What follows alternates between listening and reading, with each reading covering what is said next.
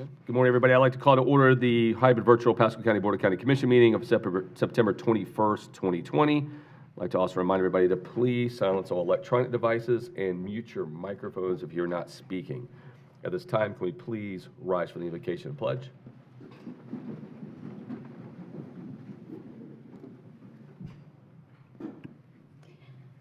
O merciful Creator, your hand is open wide to satisfy the needs of every living creature. Make us thankful for your loving providence, and grant that we, remembering the account that we must one day give, may be faithful stewards of your good gifts. Amen.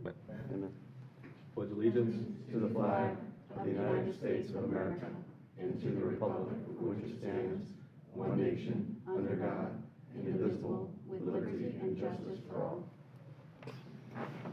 Madam Clerk, please call the roll.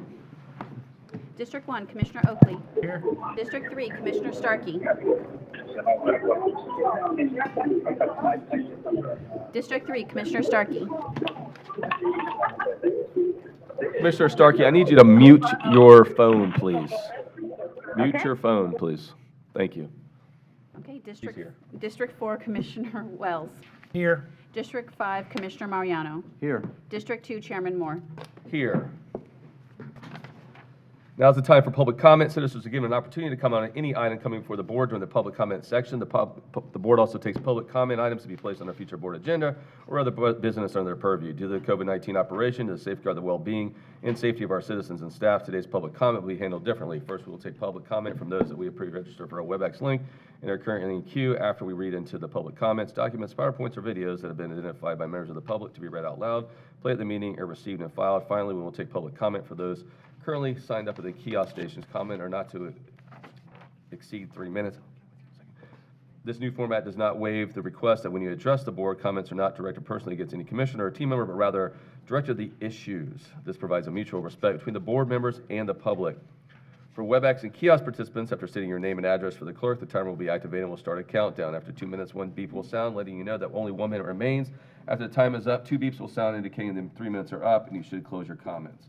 WebEx participants will be disconnected when their time is up, and kiosk participants will be moved away from the kiosk. And before we move on, I'm going to ask Mr. Steinsteiner to please go over the proceedings with today's BCC.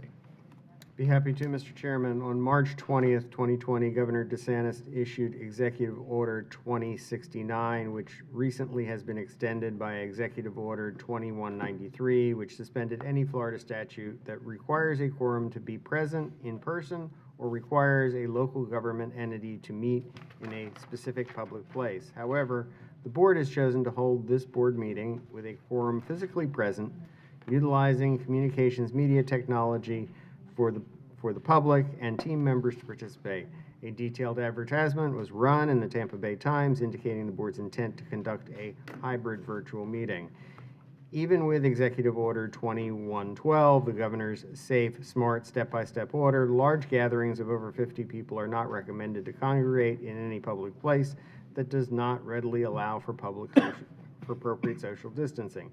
The state Surgeon General on July 20th, 2020, issued a public health advisory indicating individuals should refrain from participation in social and recreational gatherings of more than 10 people. Based on this, the conduct of a regular meeting would certainly not meet the spirit or intent of these orders. The public has been afforded an opportunity to make public comments either in writing or by the use of communications technology that has been provided. The board has adopted Resolution 2182 on June 30th, 2020, establishing the procedural rules for hybrid virtual meetings, such as the one being held today. As with any meeting that you take action, you are required to take public comment on any proposition pursuant to Section 286.0114 Florida statutes. I'm available for any questions. Thank you, Mr. Steinsteiner. Madam Clerk, before we move into the kiosk, do we have anybody that's pre-registered to speak or any emails to read into the record or receive and file? One gentleman had pre-registered through the WebEx link, but he is not connected. And we did have quite a number of emails for file only. Okay. We do have 3 people at the kiosk. Great. So we will go ahead and move on to the kiosk. And for the folks at the kiosk, once we pull you up, I will need you to state your name and address for the record, please, and you will have 3 minutes to speak to this board. We can go ahead with the first person, please. Lake Estates. My address is 3215 Huntington Road. And I am here today to express my concern on the mask mandate. Prior to that, I just want to say good morning to you all. I've sent a few emails to probably all of you. I haven't heard a response back yet. But I'm here talking to Tracy, and I just spoke to Mr. Biles briefly, so I'm hoping today will answer all my questions after today. I have been a resident here in Pasco County since November 2005. I am a proud resident here in Pasco County. I do appreciate all the work you all do, especially Kathleen Scott and Jeff Mariano. I see you with the community all the time. And I just want to let you know, I greatly appreciate that. My concern with the masks is that there are consequences to wearing masks as well. So my concern is for that. My concern is for the businesses here in our community.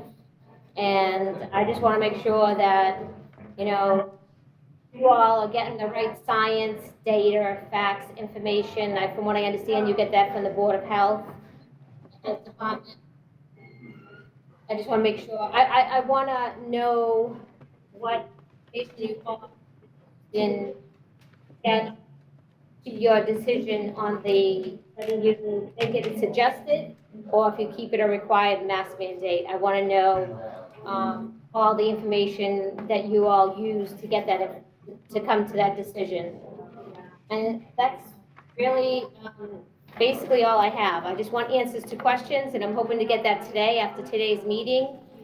And I want to see the supporting documentation, again, the science, the data, the facts, the information that you all use, the sources of information that you've used to come up with your final decision on what you all decide to do with the mask, because that's important to me, because there's a lot of information out there and a lot of doctors across the country that have a different view and experience and education on the mask use.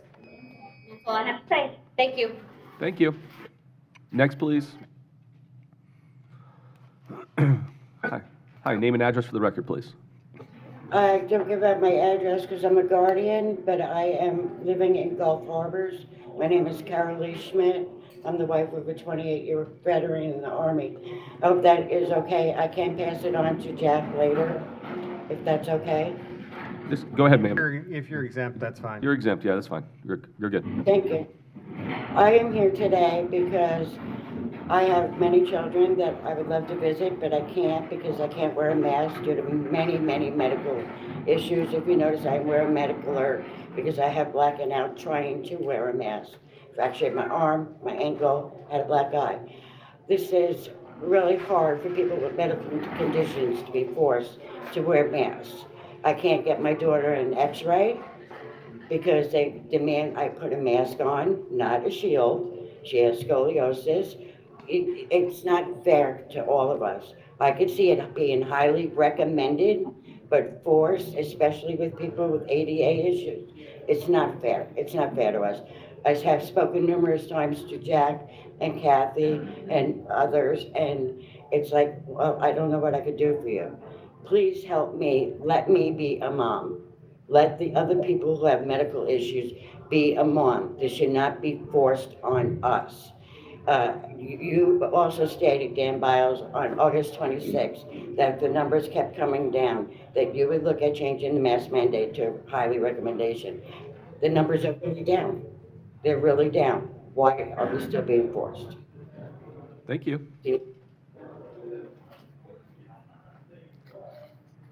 And we're gonna, just since the speaker asked the questions, a lot of those will be answered today during the presentation from Mike Napier, which is the director of the Florida Department of Health, Pasco office.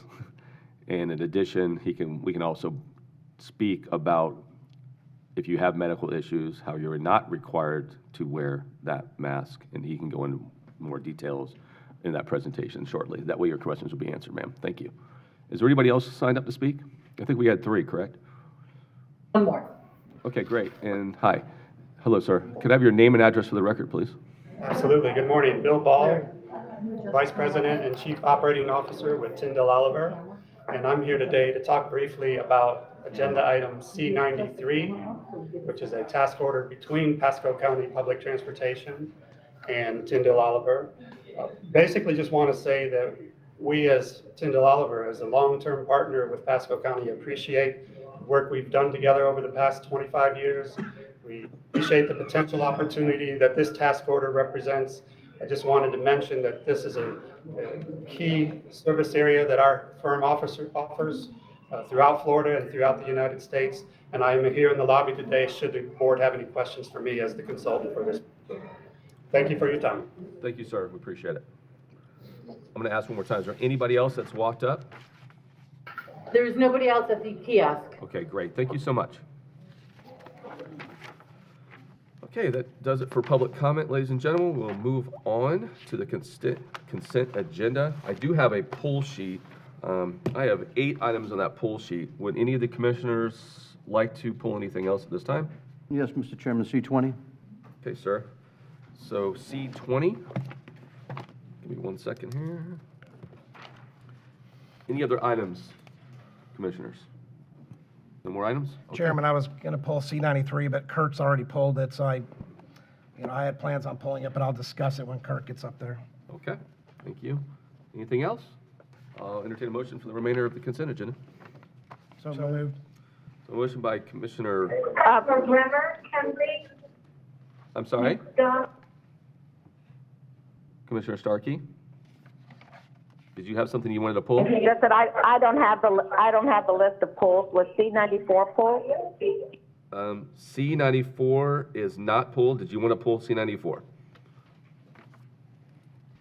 Yes. C94 is now pulled. Okay. Now let me ask for that motion one more time. I think Commissioner Oakley, you made it. If you could do it again. Yeah, move for all the rest of the consent items. Okay. Approved. Second. I have a motion by Commissioner Oakley, a second by Commissioner Wells. Madam Clerk, please call the roll. District 1, Commissioner Oakley. Aye. District 3, Commissioner Starkey. Aye. District 4, Commissioner Wells. Aye. District 5, Commissioner Mariano. Aye. District 2, Chairman Moore. Aye, motion passes 5-0. We will go ahead and start with C7. Mr. Steinsnyder. Mr. Chairman, C7 is a request for additional purchasing authorization for Lewis Longman and Walker, who is outside counsel for Ridge Road. You all have a strike-through and underline version, the revised memo. The issue, the funding account number that was used in the memo apparently the funding had been moved to a different account, so it now would read funding in the amount of $100,000 is budgeted and available in the fiscal year 20 in the Public Infrastructure Engineering Services Road and Street IOTB Design Mobility Fees with Road/SIS Project 20060. Have any questions for Mr. Steinsnyder? Entertain a Move motion. approval. I have a motion by Commissioner Oakley, second by Commissioner Mariano. Madam Clerk, please call the roll. District 1, Commissioner Oakley. Aye. District 3, Commissioner Starkey. Aye. District 4, Commissioner Wells. Aye. District 5, Commissioner Mariano. Aye. District 2, Chairman Moore. Aye, motion passes 5-0. Thank you. C10 is a withdrawal. C12. Paula, are you here? There she is.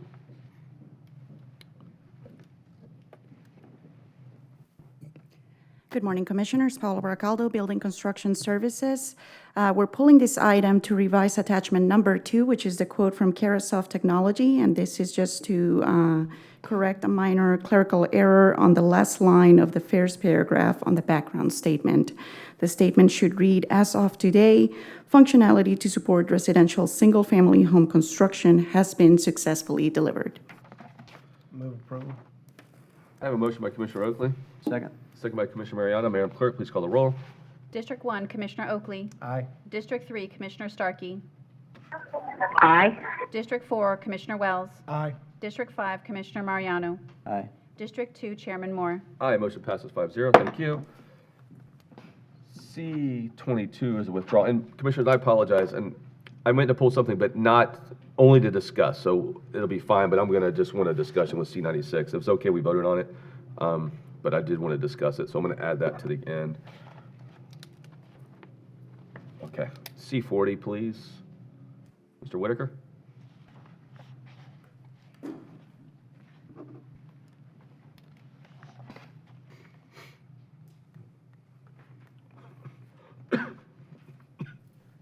Mr. Chairman, members of the board, good morning. C40, with respect to item C40, staff had prepared a revision memorandum, which is you all have in your possession, to correct an error on the agenda summary sheet. During the renewal process, we had a late addition, more specifically the Wiregrass Ranch Sports Complex, which added close to $18 million of our insured property values. When we made an appropriate addition to the agenda memo, but inadvertently, the summary sheet wasn't corrected. Okay, easy enough. Any Move questions? approval? Second? By Commissioner Oakley, Second? second by Commissioner Mariano. Madam Clerk, please call the roll. District 1, Commissioner Oakley. Aye. District 3, Commissioner Starkey. Aye. District 4, Commissioner Wells. Aye. District 5, Commissioner Mariano. Aye. District 2, Chairman Moore. Aye, motion passes 5-0. Thank you. Thank you. Appreciate it. C89, Mr. Thomas.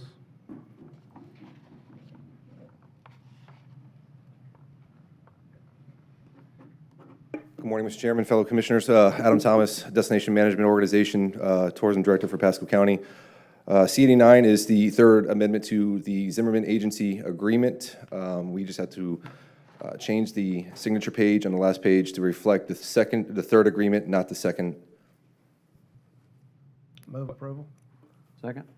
I have a motion by Commissioner Oakley, a second by Commissioner Mariano. Madam Clerk, please call the roll. District 1, Commissioner Oakley. Aye. District 3, Commissioner Starkey. Aye. District 4, Commissioner Wells. Aye. District 5, Commissioner Mariano. Aye. District 2, Chairman Moore. Aye, motion passes 5-0. Thank you. C93, Mr. Scheibel. And then again, Commissioners, we have four more pools after that. Just doing them in the order they were given to me. Wait, Mr. Biles? Three of those are, you have three pulls for PCPT, so it may make sense to have We can do that. So the director. while tell me he's what at the other podium ones were address for it. PC. Okay, the other one was C90 what? C94, and then you wanted to talk about C96. C96. All three of those are PCPT. Okay, we can do Don't mind, C96 sir. for that. Yes, Okay. sir. Kurt Scheibel, Yes, PCPD yep. Director. Yep. For C93, we left off on the back for the fiscal year and added a statement for fiscal year 2021. That's for the pull and revise. Wait, for C93? C93, yes, sir. Okay, so discussion. Move approval? Yes, Okay. I would like to have some discussion on this. I was going to pull it to discuss if I could, and thank you, Kurt. Thank you to your entire team for what you guys are doing. So I've got a question, and I know we heard the gentleman speak on behalf of the consultants. So I got a couple questions. Now, when I read the summary sheet on the first page, the agenda memo, TOA has worked with PCPT, Metropolitan Planning Organization, on vital transportation projects, including PCP Transportation Development Plan, MPO's Long Range Transportation Plan, and other transit and planning projects within the last 3 years, which I think is great.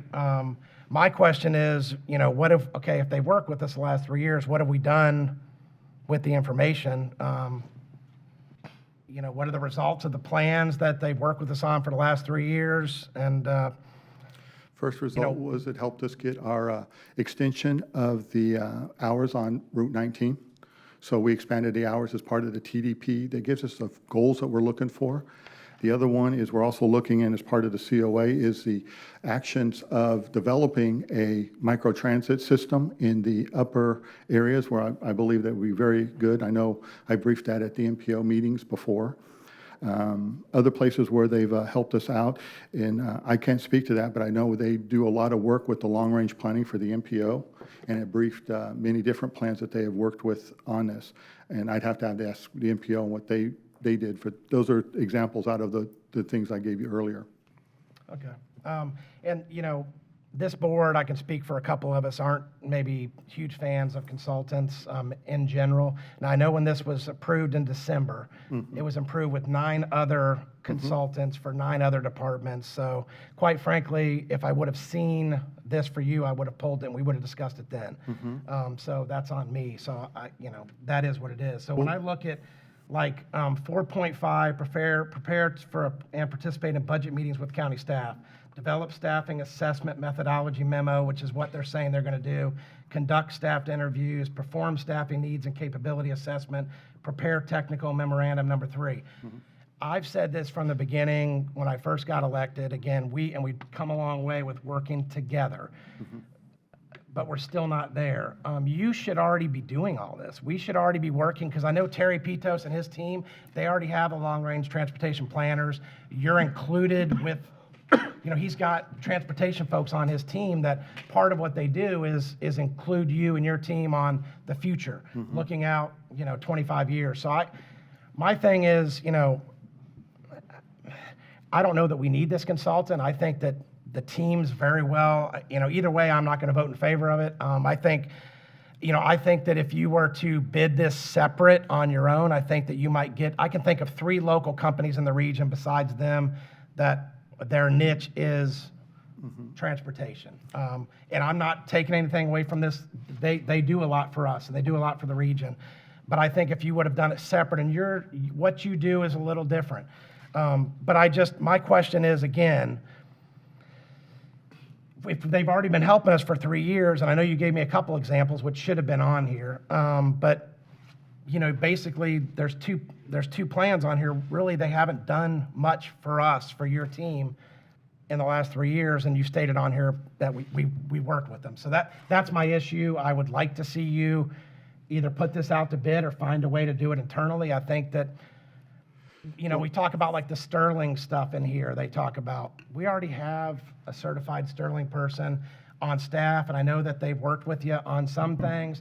And again, you've come a long way since you've been here. You've got a great team. I ride the buses. I meet your drivers. They talk about taking studies and talking to passengers. We're already doing that. So there's a lot of things in here for $550,000.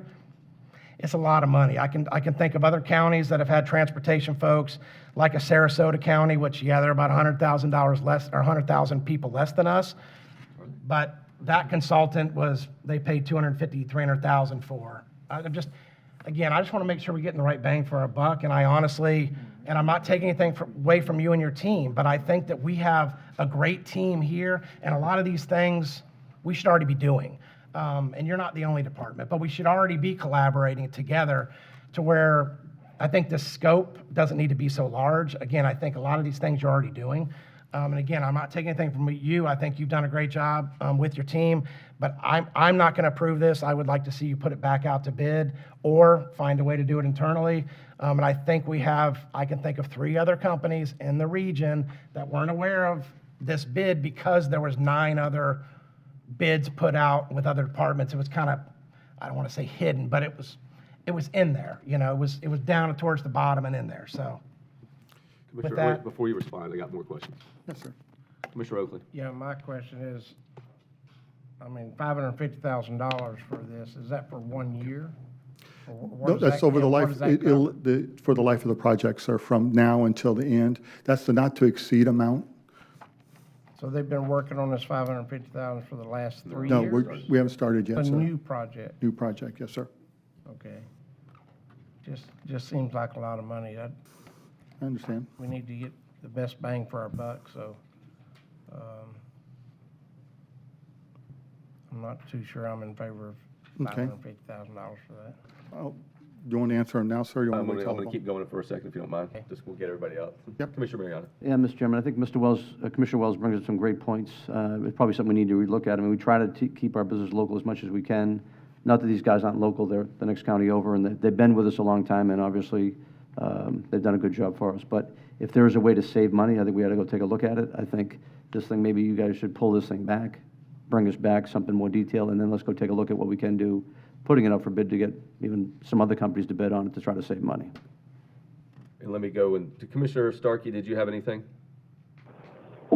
I would agree. I feel like we're voting on this without knowing if we're getting a good deal. I think when we have consultants for a long time, sometimes we need to step back and make sure that we're getting a good price. So I would be in agreement to bring it back. So, can I help you through this a little bit? As you can hear, you've already got 4, you're gonna have 5. You wanna just withdraw it? Well, I do want to answer the question about the bang for the buck. That's fine. I do want to Give say. me the opportunity. Because I think the biggest your concern is the cost. This is not my first COA. I've done many of these There's things. much more than the cost. Again, I think for what you're getting, a lot of the things you're already doing Yes, and can do in-house. yes, no, yes, we'll withdraw it then. Okay, thank you. Thank you, Kurt. Thank you, Kathy. Okay.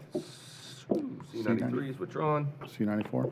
Let's go, yes, sir, let's go ahead and go with C94. That's me. Go ahead, Commissioner Starkey, go ahead. Yeah, back before I was ever an elected official, I worked on the bus bench ordinance. We called it the right-of-way ordinance. I'm a little dismayed that we keep extending this contract, and I am asking to deny the approval of this contract. And let's get it out there for opportunities, kind of a little bit like of NEM 93. So, in the essence of time, I want to move to deny C94.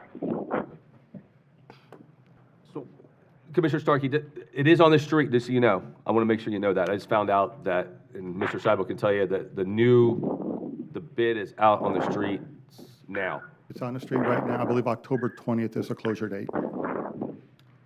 That was going to be Okay, because I thought it was extended till January. Explain how that works. Because after the closure, you have all the contract negotiations and the holidays. That's why we're hedging our bets a little bit. So if it goes through the process beforehand, the new contract will begin, if I'm not correct. We'll probably have about a month leeway or so. Yeah. Okay, I've got, next time, I'm not going to approve it. This is ridiculous that this contract was extended this long. Yeah.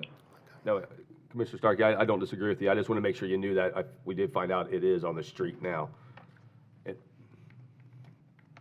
So, I'm looking to my left and right. Any other questions, comments? Okay, are you okay with that, Commissioner Starkey, because it is on the street? All right, move to approve C94. Okay, I got a motion and a second. Madam Clerk, motion by Commissioner Starkey, a second by Commissioner Mariano. Madam Clerk, please call the roll. District 1, Commissioner Oakley. Aye. District 3, Commissioner Starkey.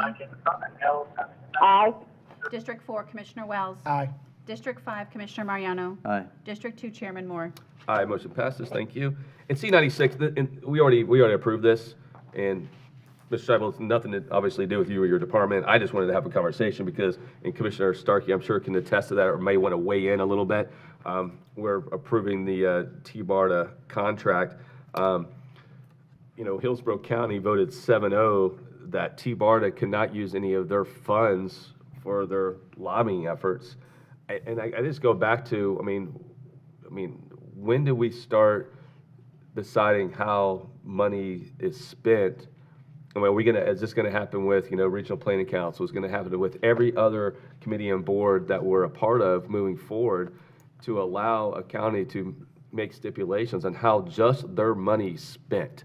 So are they going to put a separate pot to the side and say, this is Hillsborough's money and nobody else can be involved? So does that mean that going forward, that the representative, which I think is a Commissioner Kemp, does that mean Commissioner Kemp, and this is something for you, Commissioner Starkey, because I would like this brought up to maybe to that board at the next meeting, that she not be allowed to vote on any items pertaining to, or Hillsborough County does not get a vote on how any of those funds are used in the future, since they've already delegated that their money cannot be used going forward for any of those efforts.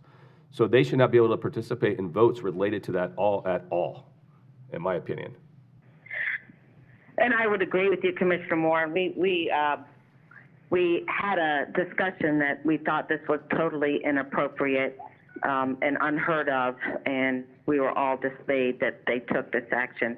And we think that there was some misinformation that was given to the Hillsborough County MPO, and they were going to be given some more factual information and maybe do a re-vote. Commissioner Starkey, could I ask you this? And I'll ask the board, would you be willing to do a motion to reconsider C96, and then we go ahead and put a stipulation on that funding ourselves to say that if we're going to go ahead and continue funding our portion of T-BARTA, that Hillsborough County is not able to have or participate in a vote concerning any, we're getting a little feedback, Commissioner Starkey, I'll have to ask you to mute your phone for a second. Okay, thank you. That again, that if we're going to continue to fund, that they're not able to participate on any votes, any relation whatsoever to any lobbying efforts going on within T-BARTA if they're not participating in funding those efforts. We're talking about being a regional player. Let me check that with the attorneys, and I'll bring it back to the next meeting. Okay, so I did a motion. Can I have a motion to reconsider, and then we'll table this? Yeah, I'd like to go ahead and vote yes on this, and then we can stipulate later. Okay, I'm fine with that. That's fine. That's fine. So, okay, no, I'll withdraw my motion to reconsider. Leave it how it is. Second. Okay. Yeah, I don't need it. I just withdrew it. So that's cool. All right, thank you. We do have another item that I need to go back to C20. C20, and then I will go to C57, C59. Good morning, Chairman, board members. Andrew Baxter, Facilities Management Director. Commissioner Mariano, I think you had questions related to C20? Yeah, Mr. Chairman, the board, I'm going to say I wanted to see this happen. I actually encouraged staff to try to go work with the purchase of this. I think it's a good idea. However, in buying real estate and doing real estate transactions, it's either a good deal or it's a bad deal. As a friend of mine used to say, it's either good buy or goodbye. When I look at, there's an appraisal done on the property that we're going to buy, but we didn't take the time or energy to go get the appraisal on the property we're going to trade out, the old fire station. It concerned me when I look at the property where the transaction is going to pay us, we're going to pay more money for the property, even though our property sits right on the main strip of Cross Bayou, which I think is a higher value property. I think it's something we need to go take a closer look at and negotiate on. If my enthusiasm just seemed to make this where staff kind of felt pressured or gave the owner strength to go negotiate harder, I don't want to see the county affected by that. And again, just wanting to get this to happen is a good thing. But when I look at no appraisal done, the fact that ours has frontage, if we have bond issues, that may be another discussion, how we set this thing up to put ourselves under that type of pressure. Something we need to look and talk about, but I don't think it's ready to go right now. I would rather have staff take a couple of weeks, bring it back, and let's discuss it after an appraisal is done, and when we can get a full discussion about what alternatives are there, if there are any out there, which I'm sure along 19 Corridor we can find some other alternatives. The excuse of having a light there, if you look at Town and Country Village, we bought 51 properties for Habitat for Humanity up there. We bought them at very reasonable prices right across the street. If we could put a section of properties together there, it might even be a lot cheaper than going this way here. So just because I don't think we've explored this the best way possible, I think sometimes you get stuck in a track where you think you've got to go this way. You don't give yourselves option to negotiate, and I think we can negotiate a much better deal. So I'd like to continue this 2 weeks. I have a motion to continue this item. Would you like do you to want comment, to sir? respond before? Yeah. Yeah. So we've been working on looking for properties in this area. We also, for at least the last 18 months, we've looked at several options. We've worked with fire rescue. This is the option that is ideally suited for fire rescue in their service area. And that's one of the key drivers behind this. Although the appraisal was $930,000, the sale is $997,800, but we're going to realize a savings of $250,000 by not having to install. Let me stop you there for that argument, if I could. Sure. To give that argument is saying that there's no other properties with a stoplight on any road we can go by. It's a false argument. It's not a stoplight, sir. It's an emergency signal. And it's an emergency signal on US 19, which is a little harder to get because of FDOT. So there is a cost. My point was, if we buy other property to the side, even in Country Villas, which we bought a whole bunch of properties, the county bought 51 properties with Habitat for Humanity for the tune of 500,000, 51 properties in there. There's more properties we can go buy in there. That piece of property all the way down there could access the same light. It's a false argument. Appreciate that, sir. We have looked at several options. We can come back and we can have a conversation about those. But based on the options that we've looked at, the negotiations that we've conducted, we feel that this is, in our client, which is fire rescue, this is the right location for them to be located. Mr. Chairman? Go ahead, sir. So let me ask the question. Why didn't we get an appraisal on our property to negotiate with? I mean, you get a listing on there that the value of the building is worth $42,000. That's what you have in your agenda memo. Why didn't we get an appraisal on our building to at least be able to say, look, our property should be worth this much money, let's negotiate that? We didn't even do that. Tell me why. I don't have that answer, but I do have the real property agent who worked this deal on WebEx, and if we'd like to bring her in, I can get that answer for you. I think it's more important to get an official appraisal like we did. Why would we do one appraisal on one property and not on our property? That doesn't make sense to me. I mean, let's go compare apples to apples, but you're not giving me apples to look at. Okay. So make it fair. Let us make a decision professionally with good judgment on whether we should be doing this deal or not. Because that property comes back at $400,000, would that change your mind about buying the property? Would you like to hear the answer to that? Because it's possible that it may have been part of the calculus. Let's go. And who is that again? Heather Wolf.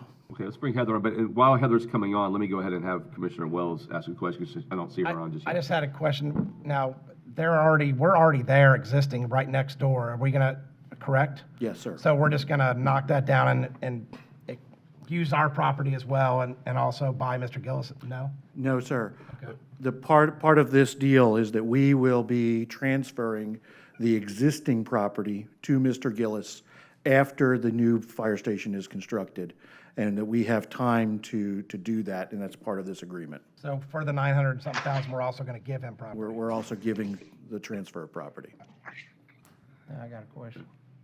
Commissioner Oakley has a question.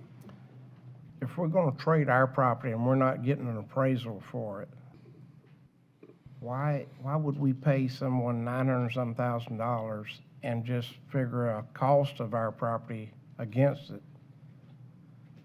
It doesn't make sense. Our property might be worth $500,000, so the difference would be a lot less. Understood, sir. Heather, can you answer any of those questions related to the existing property? I can certainly try. Heather Wolf, Real Property and Planning. We've been negotiating and working on looking for fire station land for about 2 years in this area. And this is probably the most suitable site that we have been able to find. Just if I may give you a little bit of back history, we've attempted to go across the street, look at some other parcels and do an assemblage parcel, and that didn't work. And I know this isn't the answer that Commissioner Mariano wants to hear, but the exchange parcel has been a term that the seller has been requesting as part of this transaction since May of 2019. And the value of the old fire station is less than the cost of the equipment and the emergency signal at US 19 and Cross Bayou. So we really felt that this was in terms the best spot for fire rescue for the accessibility, and it suited all of their needs. Commissioner Mariano, do you have a question for her? I mean, that just tells me right there, we're paying $250,000 too much for the property. Nothing else. And like you say, Commissioner Oakley, we're paying $50,000 over appraised value for this property and giving up our property, which could be worth as much as $250,000 or $400,000 or $500,000. Yeah. I mean, it's frontage on Cross Bayou. I'd like to see us get an appraised value on our property, and if we're gonna make that swap, then let's make it, this is not even our money. This money belongs to the citizens of Pasco County, and we need to be very frugal about how we use it.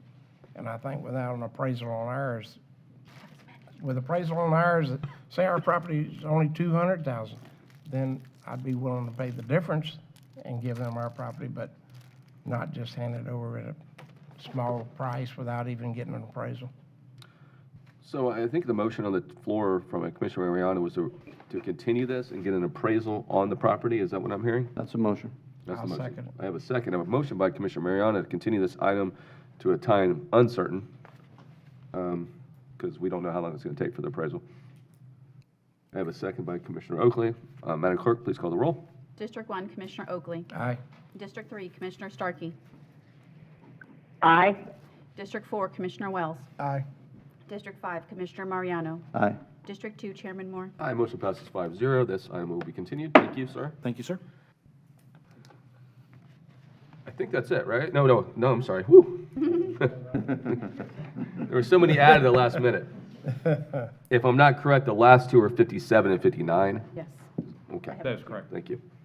Yes, sir. Okay, go ahead, Mr. Just Vice. wanted to briefly make sure the board was aware on these. You know, we bid the interchange last week for the Turnpike Authority, and, you know, we are effectively being their agent as part of the partnership to do the work, one, to make sure that the interchange is ready when our project, Ridge Road, is paved and ready to put traffic on it next July. As part of that, we've been working with them because 10 years ago, they had budgeted $15 million for the interchange. As we all know, inflation's happened over 10 years. And today, that total all-in project number is about $25 million to do the interchange, design, construction, wetland mitigation, everything. At this point, they have committed only the $15 million, plus we've here another $3 million as of Friday to pay for the interchange, which leaves us a deficit of $7 million, which they're expecting the county to pick up. I will say that we have a 97 agreement with Turnpike, or with FDOT, who preceded Turnpike on this, that says they will pay for the entire interchange. We are trying to work through that with them. I just want to make sure the board was aware of that before they approve these two items. We need these approved so that we can continue to stay on the timetable we need to open that interchange and Ridge Road next July. And so we're going to continue to work with Turnpike on that so that they will pay the full value of that. But in the interim, you know, we are prepared to step up into the gap while we work with them and make sure that the project's fully funded so we can go to construction. But we will continue to work with them to make sure that they stand and comply with the agreements that they have with the Board of County Commissioners, which is to fund the entire interchange. So I just wanted to make sure the board was aware of that. We are working with that. We are working with our legislative delegation on that to make sure that happens, but I just want to make sure the board was aware of that. Well, Mr. Ballas, thank you for that. And yeah, it's unfortunate we're having to go through this now when there's an agreement that was made back in 1997, right? So they need to stick with their agreement. And as a reminder, every time a vehicle pulls on that turnpike, they're making money. So they don't get to drive the turnpike for free. So there is actually a revenue source that's coming from those vehicles that will be getting on and off that interchange. Mr. Commissioner Mariano. He made a motion to approve. I'm going to second it with discussion. Okay, so I have a motion by Commissioner Oakley, a second by Commissioner Mariano, but we're going to go ahead and discussion before I call the vote. Yeah. And just to say, back in 2004 and 5, we were carrying that on our MPO list for years, and the Turnpike Authority asked us to take it off the list, and they would put it back on whenever we get the approval. And it had nothing to do with any conditions about how much they would fund. The whole thing would be funded. Thank you. Any other discussion on this item? So I have the motion by Commissioner Oakley, a second by Commissioner Mariano. Madam Clerk, please call the roll. For clarification, we're approving C57 and C59? We can do them both. Okay, thank you. District 1, Commissioner Oakley. Aye. District 3, Commissioner Starkey. Aye. District 4, Commissioner Wells. Aye. District 5, Commissioner Mariano. Aye. District 2, Chairman Moore. Aye, motion passes 5-0. Thank you. All righty, that does it for consent. We'll move on to the regular agenda. One moment, please. So R1, Madam Clerk, that is yours. It is. Thank you very much. R1 is a presentation. We have Manuel Santos Long, Manny Long, coming up to the podium from my office. He is the finance director, And we also have attending virtually via WebEx is PFM, who the attendees for PFM are Scott Stitcher, Stephen Alexander, and Sean Gannon.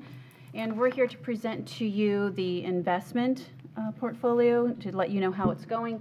And once we're done, what I would like to know from this board is, do you want a presentation on a regular basis, be it annual, biannually, quarterly? We do submit the performance of the investments quarterly on the consent agenda, so I'm just looking for the board to let me know what you would like. But so we have, if you don't mind, we do have a presentation, if it's ready to go. And Manny's going to be covering the part of the portfolio that he manages in our office, and then PFM is going to be going over basically the economy as a whole, and then their performance on the amount that they are investing for us. Good morning. All right, good morning. Thank you, Madam Clerk, Mr. Chairman, Commissioners. So Manny Long, Finance Director, 14236 6th Street, Suite 201, Dade City, Florida. We will go ahead and start with Stephen Alexander or Scott Stitcher with PFM. Hey, good morning, Manny. Thank you. Just a quick sound check to make sure everybody can hear me just fine. We can, thank you. Good, good. Thank you for the opportunity to be with you this morning. My name is Scott Stitcher. I will begin the conversation, but as Madam Clerk mentioned, I'm joined by teammates Steve Alexander and Sean Gannon. Steve is going to make some comments at the end of our presentation as well. Steve leads our Florida practice. Again, thank you for the opportunity to be here. I'm going to jump in and make some comments on the economy, the world, and how that impacts what we've been doing on behalf of the county. So it probably goes without saying, but the pandemic continues to shape the global markets and economy. And business as usual is not likely to return until a vaccine is widely distributed. Looking at the first half of 2020 here at home, it really was a tale of two quarters. Interestingly enough, if you had gone to sleep on January 1st and then woke up today, you might think not much had happened in the fixed income and equity markets, but really that's not the case. We're going to focus our comments today on the fixed income markets that most impacts what we're doing on your behalf. The first quarter saw significant volatility in the markets and the start of a pullback in the economy as the realization of the pandemic in the U.S. Really came to fruition. We saw businesses, schools, and travel shut down. And what occurred as a result of that was a flight to quality. Investors flocking into treasuries, driving their prices up and yields down. It was a quarter in which diversification really worked against the county, worked against the portfolio that we managed. Now, in an effort to stabilize the markets, the economy, the Fed took action with 2 emergency rate cuts totaling about 1.5%, taking interest rates virtually to zero and indicating the likelihood of lower interest rates for longer, as well as announcing a number of monetary stimulus programs. Now, the second quarter saw some normalcy begin to creep back into the markets and economy as some states and businesses began to reopen. The Fed's support stabilized the bond market and returned liquidity, and the risk-off trade, that flight to treasuries that I spoke of earlier, that risk-off trade that was prevalent in the first quarter disappeared, and the diversified fixed income portfolio outperformed an all treasury portfolio during the second quarter. So that's sort of how I want to frame our backdrop for our discussion this morning. But before we get into the PFM portfolio, I'm going to turn it back to Manny to address the county's unrestricted assets in aggregate on page 3. Okay, thank you, Scott. And so the way we manage the portfolio, again, Section 218.415 of Florida statutes requires the safety and security of the investment principal, the liquidity, and the rate of return in that order. Specifically, Florida statute does state that exactly. So Pasco County's investment policy was established to accomplish exactly that: protection and security of the principal, Low-risk investments for Pasco County include banking accounts that are established as a qualified public depositor, local government investment pools, certificates of deposit, money market funds, U.S. Treasury bills, U.S. Treasury notes, bonds, and corporate bonds. Again, and first and foremost, we are maintaining the security and principal of all Pasco County's investments. And you can see that most of our investments are in local government investment pools. PFM has approximately about 17% of our portfolio. The remaining 10% is in certificates of deposit and money market funds. Next, we're ensuring liquidity in the investments since the Pasco County expenditures are approximately $60 million per month, and we manage those funds to ensure liquidity, and we take pride in our ability to be able to manage the funds to meet the obligations of Pasco County.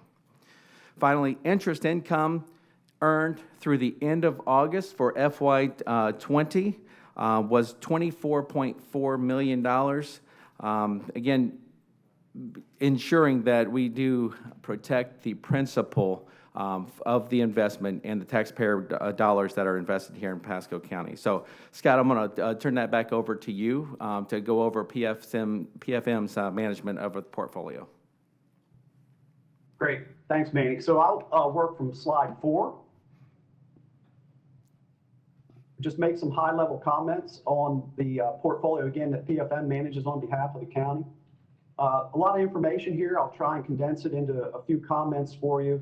I'll point you over to the portfolio statistics on the left and just note that we ended June 30th with assets under management of $214,735,612.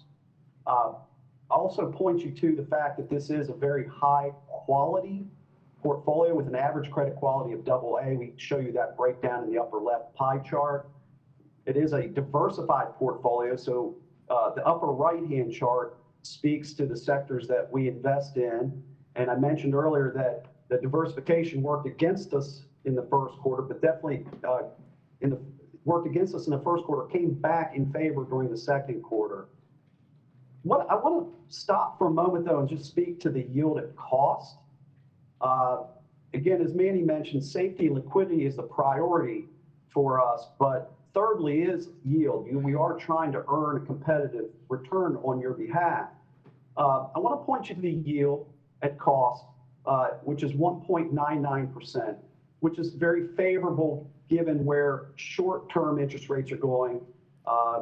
Money market funds, bank deposits, all of these are trending towards zero at some point here in the near future.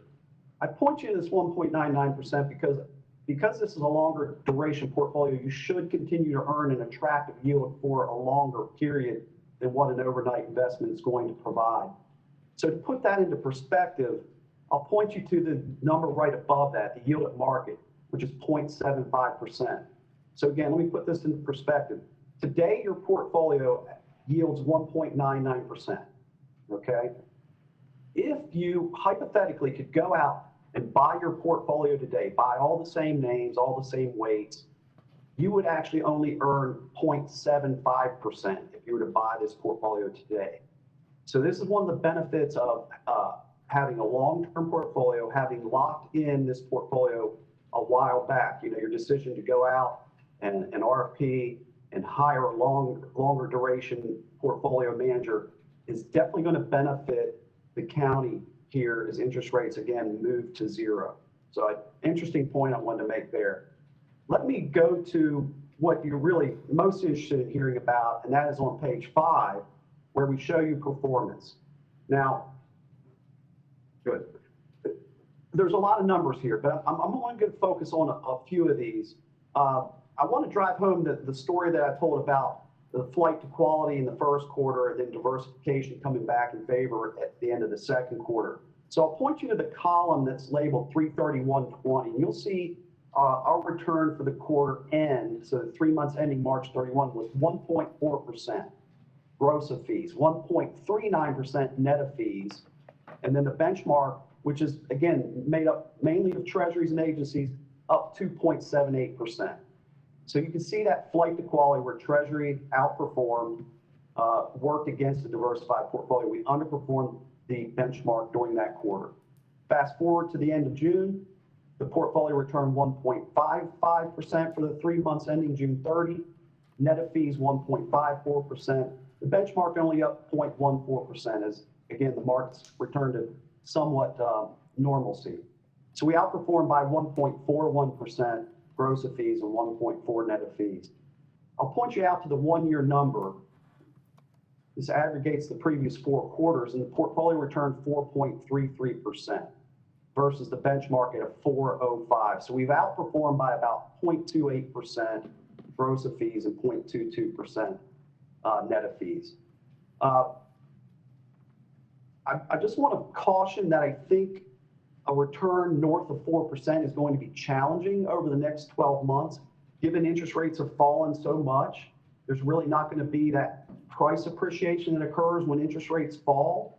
So I caution people that 4% may be very challenging, and to more than likely your return is going to be driven by the income that's produced in the portfolio, which we've already talked about should remain fairly attractive over the coming quarters. So we should end the fiscal year on a positive note, a strong fiscal year for 1920. And again, challenging, yet productive returns in longer duration portfolios going out over the next year.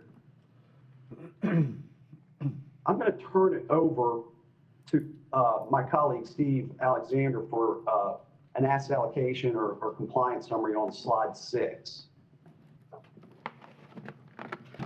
All right, good morning. My name is Steve Alexander, and also let me just do a quick sound check if everybody can hear me okay. You're good. All right, thank you. Well, again, good morning. I'd like to spend a little time on the next couple of pages, which, as Scott said, is the compliance pages.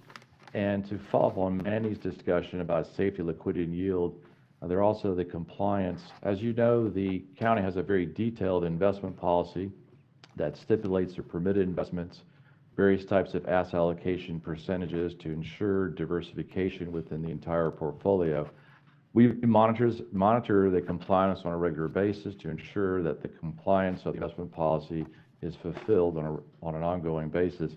On page 6, you'll see the various permitted investments. The gold lines represent the maximum permitted by each of these various asset classes. The blue, of course, represents what was in those asset classes as of June 30th. So you can see that most of the asset classes are being utilized. And as Manny pointed out earlier, there is about 68% is in governmental pools, and that makes up a couple different pools that are being utilized. The compliance page indicates that everything is in compliance as of June 30th. On the PFM portfolio, of course, we monitor that portfolio on a daily basis. And all the characteristics of the investment policy are all computerized to ensure that portfolio managers can only purchase what is permitted by the investment policy. If we move to the next page, on page 7, you'll see the detailed holdings followed on the next couple of pages of all the securities within the portfolios as well as the total assets of the county. I wanted to point you out that there's quite amount of diversification in the portfolio. Each of the holdings represent something less than 10% within the portfolio. In many cases, less than 1%. As you see, the various bond holdings. This is to ensure a great amount of diversification, and that speaks to the safety and liquidity of the portfolio, as we talked about earlier. On the page 9, you'll see the final conclusion of the compliance report, and then, of course, that represents also that the permitted investments as of June 30th are all meeting the various requirements of the investment policy. The main part of the compliance is also reviewed by our credit committee. Each corporate bond has to go through a committee review to ensure that corporate bond is suitable for Pasco County. Once that bond receives approval by the credit committee, which is made up of several individuals with a tremendous amount of experience both in the market and both as credit analysts, review that approved list, and to ensure the ongoing approval, if the bond somehow does not fit that approval anymore, of course, we'll take action and notify the county. so the county could be assured there's an ongoing review process of each corporate holding on an ongoing basis. So there's, I'll turn that back over to Scott. Thanks, Steve. That's all we had really as far as prepared remarks. I think I'd be remiss if I didn't thank the clerk and her team, Heather Grimes, Manny Law, Matt McCall, Bit Law. Thank you for the open lines of communication and the partnership that we have with the county and help make our jobs a lot easier. I'm going to open it up to questions, see if there's anything we can address on any of the information we may have covered this morning. Questions? Questions, Commissioner Mariano? Mr. Chairman, I appreciate the presentation. I think this would have been good data to have. We could have looked at it ahead of time to study it a little bit more. But it's good to see we're getting some return on investments which were very, very low before, so good job with that. But I would like to study a little bit more as we go forward, but I appreciate the presentation. Yeah, I think it would talk about it maybe biannually might be good to have this type of presentation, but I'm delighted you brought it forward, Madam Clerk. Thank you. Thank you. Any other questions? I'd just like to say it biennial, I would agree. If you look at it quarterly, it'd be too soon because each quarter that could change, but I think every 6 months would be fine. So, yeah. Sounds like we have some direction. We can do this on a semi-annual basis. Okay, great. We'll still continue to file the report quarterly. Yep. And we'll send it out at least electronically ahead of time so that you can see it. Thank you. Okay. Good. Excellent. Thank you. Appreciate everything. Thank you. Thank you. All right. Thank you. Apologize. Let me move my paperwork over here for a second. So next, we're moving on to R2, presentation, COVID-19 pandemic update from Department of Health. We have Mr. Napier here today. How are you, sir? Good morning, Commissioners. Thank you for having me here today. And we covered a couple of the topics. The slideshow.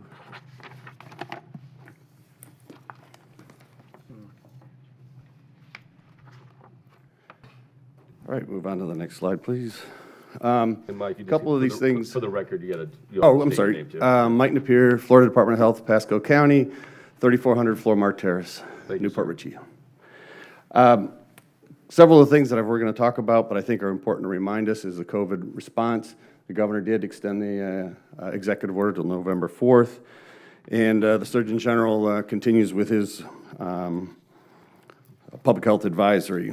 And the last thing is that Pasco County continues with their local state of emergency. And the next slide. This is a slide that I sent out to you all on Friday. I wish I had better news as far as what our cases have been over the last several weeks.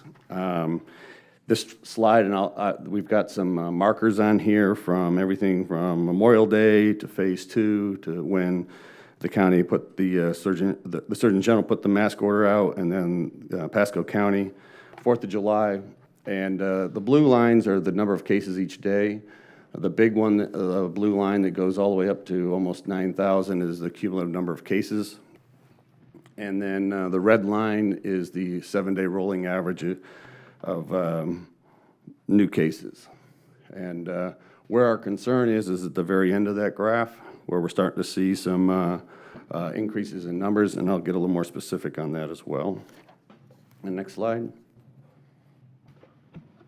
This is the daily number of cases we get. If you look, that red bar represents the 7 days, the last 7 days. We've seen an increasing number of cases for each of those days. The median day average is fluctuated significantly, where most of our cases are not are being identified in long-term care facilities, but in the general population. The next slide. I know that a lot of questions come up about testing and how many tests are we doing in comparison to our positivity rate. Our testing is stayed fairly level in our, I mean, they fluctuate day to day. The health department continues to support a drive-through testing 8 until 11 o'clock in the morning at the old Sears building for drive-through. We just established this past week, testing for those that are at the school system that are identified that are symptomatic. We have a fast track for those that are in the school system, faculty and students. The concern here really is that we were doing pretty well back in the early part of September, averaging about 3% as a rolling average on our positivity. This last week, it's the first time in almost a month that we got almost a 6% positivity rate, and we had 1,300 cases. Sometimes when you get a low number of test results, you can get a high spike, but we had a relatively high number of tests done that day as well. And next slide. This is the running average. This kind of smooths out the daily bumps and gives you a sense of, and where I marked on this, where the arrows are, we have a low mark of we were averaging 29 cases a day to where we are today, where we're averaging almost 50 a day. And that's over a 2-week period. And so this rolling 7-day average is something that we monitor from a standpoint of which trend are we heading. And if you pay close attention at the very end, you can see that the last 2 weeks, last week specifically, we are rising in the number of cases that we're having. And that's a 7-day average. And next slide. This is the number of deaths. I think I've talked to you all at one point or another about the deaths and how they're reported.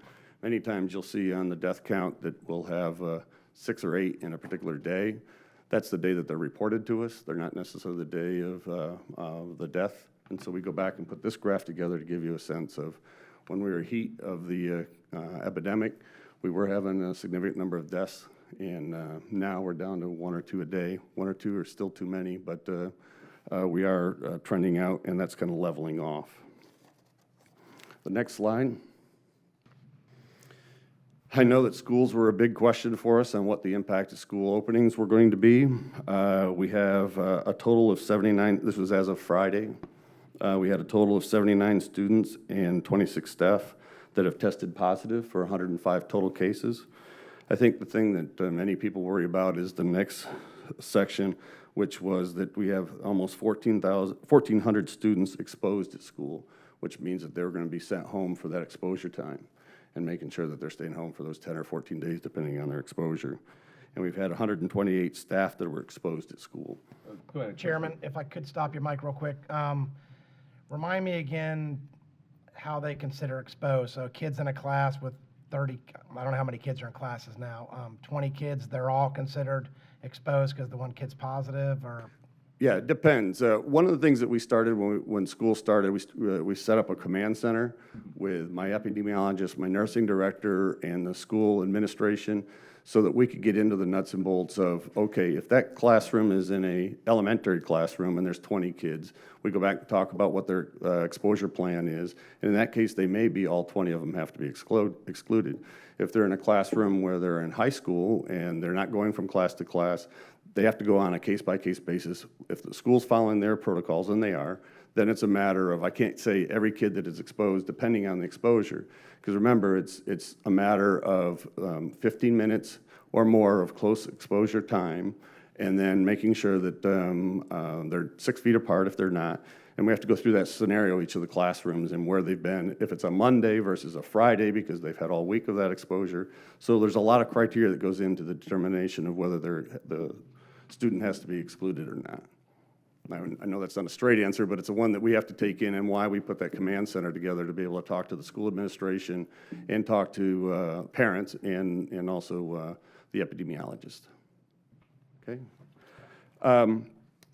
So one thing that we did early on with the exposures, this wasn't about exposures. The report I used to give to you all about how many had been removed from quarantine.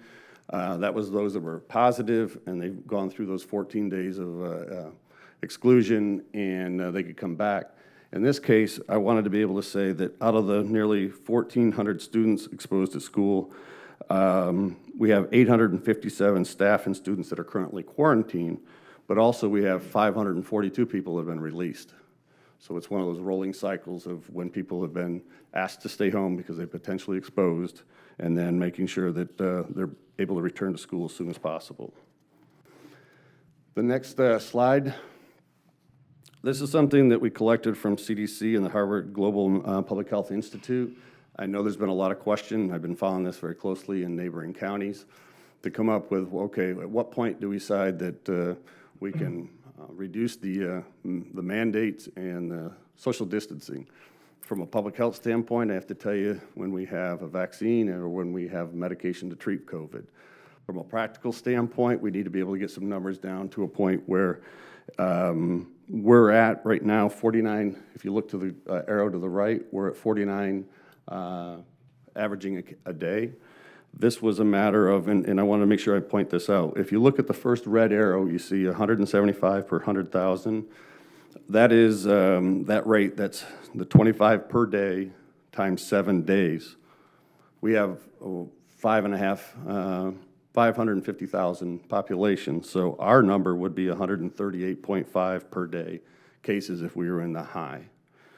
When you come down to where we are now, we're at, I guess they call it low moderate, just below the low moderate of what we want to be. 55.5 would be the number of cases would be in that case. We're at 49 a day, so we're a little below that. Before this past week, we were teetering right on the very low cases. So that kind of gives you a sense. And I do want to bring up at this point, I'm on regular conference calls with my surrounding health officers, and county managers and county commissions are having the same questions about, well, what point do we pull that trigger that we need to release that mask?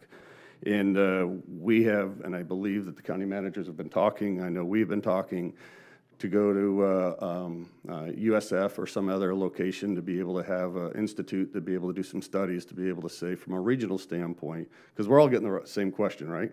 It doesn't have to be Pinellas or Pasco or Hernando or Hillsborough. We're all trying to come up with that answer.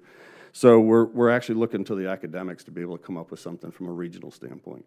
We know we have a community that moves from Pasco to Pinellas and Pinellas to Pasco, Hernando, Hillsborough, all those counties. So we want to make sure that if we're going to lift or make some decisions, maybe we could do it from a regional standpoint rather than a case-by-case basis. So the next slide. And this is a little bit about our numbers. We've had, as of this morning, 8,834 cases. And that's, and the number that should be a little bit alarming to you is that in this past week, we've had a 61% increase in cases in the last 7 days. So we're headed in the wrong direction at this point. I'd like to be able to tell you why. I've got some, in the next slide, I'll talk a little bit about potentially what that might be. Commissioner Wells? If you're going to go over it, I'm asking, is it because the school board's back in school? Right. I'm assuming that's what it is, but if you're going to go over it, not. Right. Okay. Yeah, I'm glad I put that up because it's not necessarily the school board. So that's why I want to make sure I answer that question. To date, we've had 1.6 of our population has been infected, and we've had 205 deaths, which is a 0.037 rate for our population. And I know that early on there was concern about beds and people flooding our hospital systems and not able to manage those that were needing the hospitalization. As you can see, our hospitalizations and acute beds are right about where they normally are in normal days. Next slide. Okay, so some of the conclusions. We're trending upward on our number of daily cases, as I said, from 30 to almost 50 a day. We're trending higher in our positivity rate. We were about 3%. We're almost at 4% right now. That 1% does matter. The influences, we know that schools are opening, but I can tell you that with those cases of the number of students and staff, that's over the 3-week period. So there's not a, when we went back and look, I get a report that identifies by age group, 0 to 4 years old, 5 to 14, and then 15 to 24 age group. And we're not seeing a spike in those numbers to lead us to believe that it's in our school population. When I talked to my epidemiologist on Friday, the concern part is this. When we were having a lot of cases that I would get sick and I would go home, and then a couple days later, 4 of my family members that live with me got positive. And our numbers were getting real high because there was a lot of spread within the family members. These cases that we're getting now, there's one in the family, and we're not getting all the family members continuing to be sick as well. So there is community spread here. It's not getting spread from within each of the family units.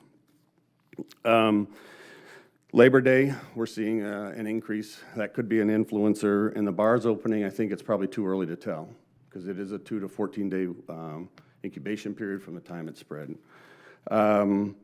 I want to remind everyone that flu season's beginning, and you can get your flu shot just about anywhere, and I encourage you to do that and encourage others. As I mentioned before, we are looking at a regional approach for face coverings so that we have some guidance from a regional standpoint. And the last slide, just to remind you all, the pandemic is not over, and that I understand face coverings are inconvenient and uncomfortable. However, the American Academy of Pediatrics and the American Medical Association continue to support the use of face coverings to reduce the exposure of COVID-19. Just as recently as last week, the CDC Director, Robert Redfield, said, quote, "The best defense we can currently have against this virus are the important mitigation efforts of wearing a mask, washing your hands, social distancing, and being careful around crowds." So that's the end of my presentations. If you're happy to take questions. Commissioner Oakley. Yep. Mike, good report. I know comments I've gotten on emails and all to my emails for the county and all with our citizens. I'd say about 80 or 85% of our citizens think it's too early to remove masks, which is good to hear because I think they realize that it's not over and they still need to be taking precautions. A month from now or 2 months from now, if numbers look a lot different and we're down, and I think our county staff and all have done a great job in doing the right thing here in Pasco County, and our numbers, I believe, have shown that. We've been in good shape the entire time, so I would hate to see us open it up too early and then it go out of sight when we can keep that from happening by washing hands, distancing, and wearing a mask, so. Yeah, I appreciate your report. And to your point, again, we're trying to come up with a regional approach where we have some numbers and benchmarks that we all could agree to, so that would give you the, okay, when we hit that point from a number standpoint, then you'd be able to say, okay, we're in the clear, or we hope we're in the clear, move forward. Right. Thank you. Commissioner Mariano. Mr. Napier, have you done the comparisons between Hernando County to Pasco County, what things look like? Not in depth. They are about 2 points ahead of us in our positivity rate. We're at right about 3, and they're teetering at 5. They are a little different population. From the academic standpoint, we're asking them to kind of look at, from a population density standpoint, from a school utilization standpoint. They are seeing the same kind of increases that we are currently. Okay, and there's no mask mandate up there? Correct. And the general population, the school population, they did require that. Right, but the general population, they haven't had it from day one. We adopted it, they didn't adopt it. Correct. And how long ago was that? Well, when we adopted the cases, it was our mask here you're talking about? June. I think Dan has that. 23rd. Okay. June 23rd. June 23rd, Yeah. sorry. Okay. Yeah, we've seen a reduction of about 72% in new cases on our 7-day rolling average since from our peak. I will say that to Commissioner Mariano's question, on a per capita basis, Hernando has about the same number of cases we do. We're within 2 to 3% between us and Hernando County. Now, they are a lot less dense, so they actually should have a lot less cases than we do when you look at a density perspective, because we have a lot less cases on a per capita basis than either Pinellas or Hillsborough do. Again, it's a density issue. That said, their deaths per capita are 60% greater than Pasco County. So while their cases are about the same as ours, they've had about 60% more deaths on a per capita basis than we have in Pasco County. They're at about 112, and I had the numbers from yesterday, we were at 199. So on a per capita basis, they've actually had 60% more deaths than we have in Pasco County. So that's just a high level what the numbers are right now between us and Hernando. How do these numbers compare to way back when with the H1N1 it wasn't a pandemic then, but when that was going around? How do the numbers compare? To tell you the truth, sir, I haven't researched that to determine that. Really? Some say that was a lot worse than this is. Mm. But you don't know that? No.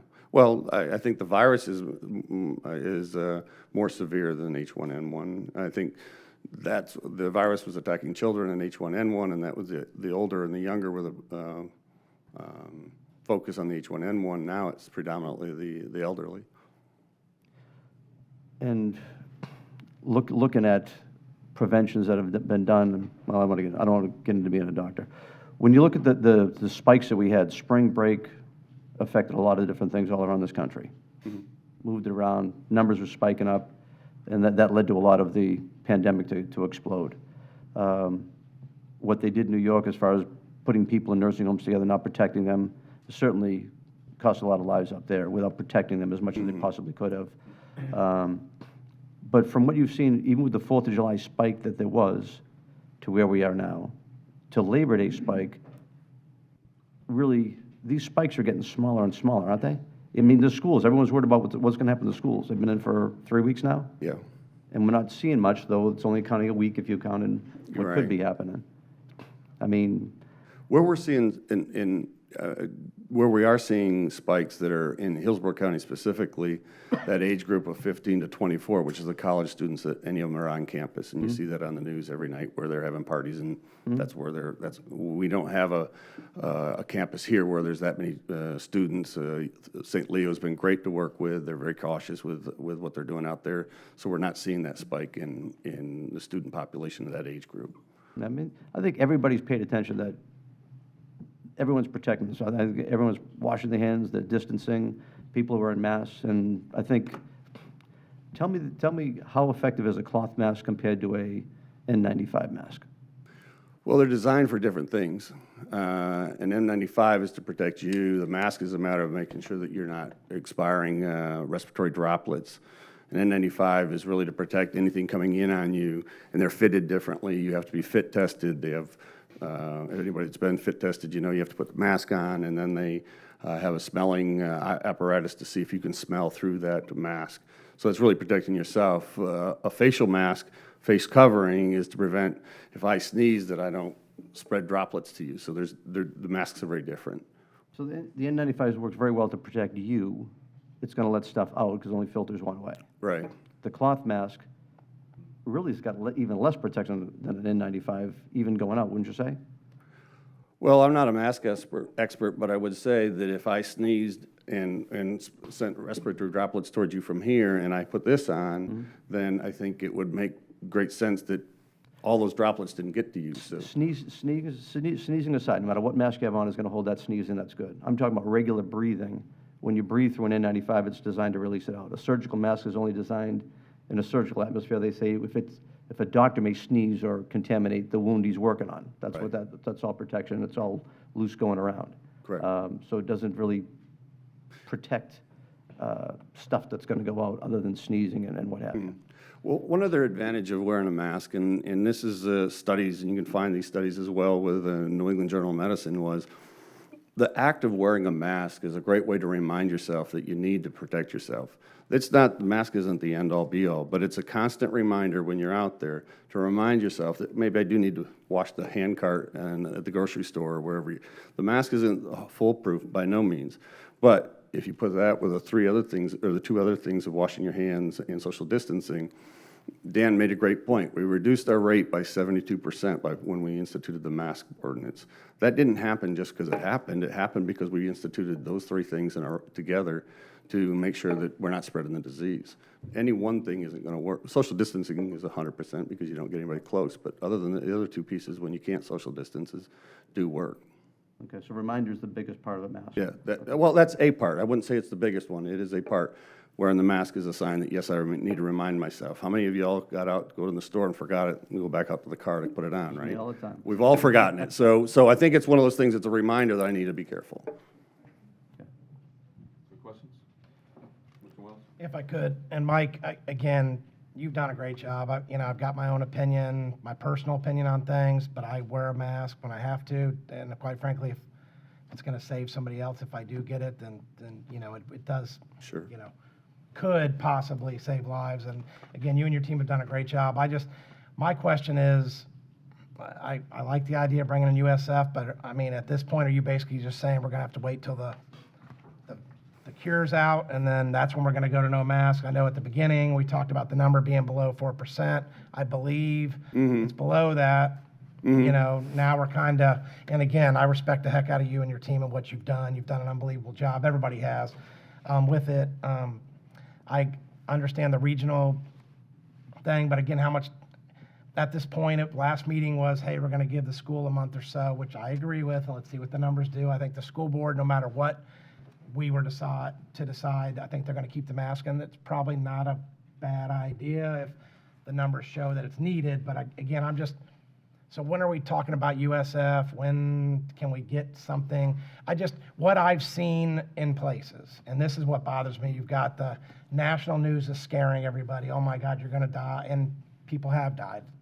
We've had 200, it sounds like. And I know that I know one of those, and that the family members got it, and the father passed away, and it's terrible. I don't want that to happen.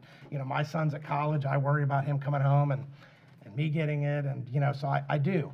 But my thing is, when can we get there? I've seen businesses getting in arguments with folks. It's just tough because we're expecting these businesses to, which mask? You can watch Spirit Airlines. The one guy's wearing a buff, which is normally what I wear, but they're saying that's not good enough. These are the things I see. I've been in Wawa, people yelling. I've been at Walmart. I've been in Target, folks yelling, you have to wear a mask. You got the wrong mask. Again, I'm all about us highly recommending it. But again, I support it until you tell us otherwise, because you're the expert we look to, and I respect you and your team and what you come up with. But are you basically just telling us we're going to have to wait till the cure's coming out and that's when we're going to go back to no masks, or? Well, a couple things on that. First, I would say that those that are most vulnerable, probably they will need to stay social distance, wear a mask for those that are suspect cases that have other conditions. The second thing is that if the numbers would have continued to head in the direction it was 2 weeks ago, then I think there would be a different recommendation. But right now, when we said wait for school, wait for Labor Day, and we're seeing the trend that's going in the wrong direction, that wouldn't be the time to take the foot off the gas and say we need to do that. In the meantime, and it's going to take another incubation period, at least 14 days, to determine what these cases will spin into the next cases, that gives us some time frame to be able to come back and make recommendations as a region about, all right, if your case level is at this level, then we believe that could be a consideration. I don't ever foresee people not wearing face masks. We were just, last night we talked about it, in the fact that we used to think that when we see people in Japan wearing face masks or in places where they had the H1N1, that seemed so strange. Right. And now you walk in the street today and you see everybody wearing a mask. So it's just how we've changed to understand that at some point, yes, the mask will be released. And I think that if we get the academic people to help us with that, and you hear the news and the studies everywhere, everybody's all over the board, right? So I'm leaning towards CDC, the American Pediatric Association, and AMA to give us some guidance. And there's people that don't want to wear masks, and I can't change their opinions. I can just say this is what's best for our public right now. And the misconception is, and again, I get the senior population is the population that it's critical, but with them wearing a mask doesn't prevent them from getting it. But I support what you say. So you're basically telling us you'll let us know in a couple weeks. Yeah, we'll go over the numbers. Yeah, we're working with Dan to come up. Yeah. Dan. And you guys, again, Dan, everybody's done an unbelievable job. I think we've over communicated, which is not a bad thing. I've just seen these poor businesses, and I don't want to say poor business, but having to regulate it themselves, and they're losing customers. They may be gaining customers too, but it's just been tough. But again, I support what you say. I totally respect what you say, and I'll just leave it at that. Dan? Yeah, Commissioner, I think the plan right now is to come back on the 20th of October with another update, just kind of much like today, and kind of give you an idea of where we are, what we're hearing out there, what it looks like, what the curve's doing. And you don't know. We don't know what's going to happen in another 30 days. And maybe that's an opportunity we can make some changes. But I think the plan is, bars just opened last week. We expect to see something from that. I think what we're seeing today is really a Labor Day event, and so we'll see, what continues on. But I think right now the plan is to come back on the 20th of October, regularly scheduled board meeting, and have the discussion again to walk you through where we are with the data, and then kind of see where we are. And maybe we have an answer by then, maybe we don't, but at least we have an idea a little further down the track. I think what we're seeing is significant improvements on the treatment side right now.